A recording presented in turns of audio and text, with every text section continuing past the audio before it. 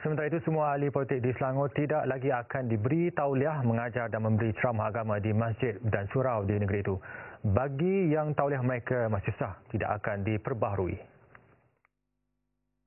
Itu kita dah maklumkan, kita dah keluarkan surat edaran dan telah maklumkan dalam peraturan masjid tu. Dia dibenarkan di luar masjid.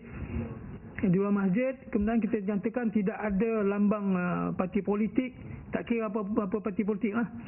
Tidak dalam politik tidak ada flyers, banner dan sebagainya.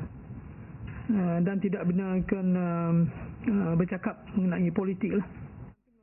Keputusan itu selaras perkenan Sultan Selangor untuk tidak memberikan tauliah mengajar atau berceramah agama kepada mana-mana ahli politik di masjid dan surau di negeri itu. Tegasnya, jika arahan itu tidak dipatuhi, tindakan tata tertib dan undang-undang akan diambil terhadap nazir masjid dan individu terbabit.